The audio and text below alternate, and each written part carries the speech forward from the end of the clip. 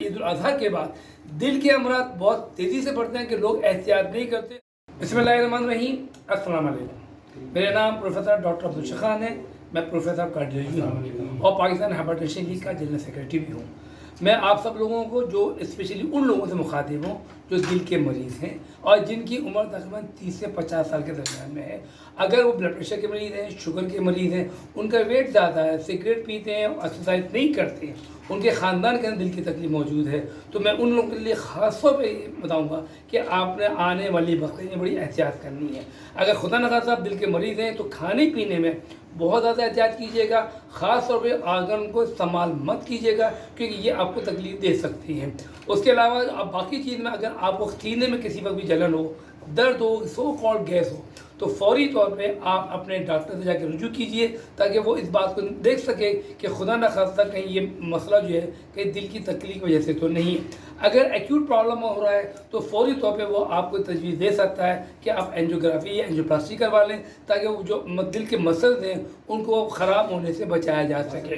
Angioplasty का जो period है वो सिर्फ 120 मिनट का होता है अलामत से लेके एंजियोप्लास्टी करने के अंदर। अगर इस दौरान में आपकी एंजियोप्लास्टी हो जाती है तो आपको दिल की तकलीफ के मसल का डैमेज होने से बच सकती है। याद रखिए कि आप इसके साथ साथ ये रखें कि जो बाकी अपनी लाइफ स्टाइल है उसको जारी सारी रखिए। उसके अंदर सिगरेट नहीं पिए, वॉकिंग रखें, मुरक्कब जगहों से एहतराज कीजिए, अपने वजन को बढ़ने मत दीजिए। आपको मैं ये बात बता दूं कि सूखी ज़मीन ज़्यादा पानी खींचती है एज़ कम्पेयर गीली ज़मीन की। अगर आप इस चीज़ को एहतियात कर रहे हैं तो इन 3 दिनों में एहतियात नहीं कर रहे तो जितना कोलेस्ट्रॉल आपका जज्ब होगा वो सब का सब आपकी रगों में जाके जमा होगा, चाहे वो दिल की रग हो, चाहे वो दिमाग की रग हो, चाहे वो गुर्दों की रग हो, चाहे वो टांगों की रग हो, चाहे वो मैदे की और आंतों की रग हो, उनमें जाके जमा होगा और उसके जो असरात हैं वो फिर आपको उसका भुगतने पड़ेंगे। इसलिए ये कहना कि जी मैं 1 दिन खाऊँ या 2 दिन खाऊँ, ऐसा नहीं है। देखिए बीमारी जो है वो एक स्प्रिंग है, दवाइयाँ एहतियात स्प्रिंग के ऊपर प्रेशर है। अगर आप प्रेशर हटा देंगे तो स्प्रिंग जितना तेज़ी से निकलेगा।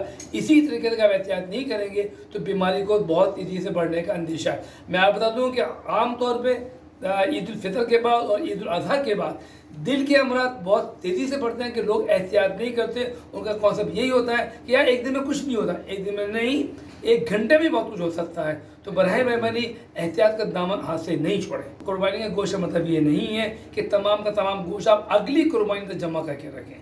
ये कुर्बानी का गोश्त जो है वो ज़्यादा से ज़्यादा हम ये कहते हैं कि 1 हफ्ते से ज़्यादा इसको स्टोर नहीं करना चाहिए क्योंकि उसमें जो केमिकल चेंजेस आ जाती हैं वो कोई भी इसको रोक नहीं सकता। इंसान के जिस्म अगर इंसान जिंदा है या जानवर जिंदा है तो उसमें जो चेंजेस हैं वो अलग हैं, लेकिन जैसे ही क्या नाम है आप गोश्त को स्टोर करते हैं वो 1 महीने 1 हफ्ते के अंदर उसमें तब्दीली आ जाती है। उसके जो नुकसान आते हैं फिर आप सोच लीजिएगा उससे क्या नुकसान हो सकते हैं। लोग क्या कहते हैं कि जी वो खुश करके रखते हैं, कोई नमक लगा के रखते हैं, कोई चीज़ रखते हैं, ये चीज़ें मुनासिब नहीं है।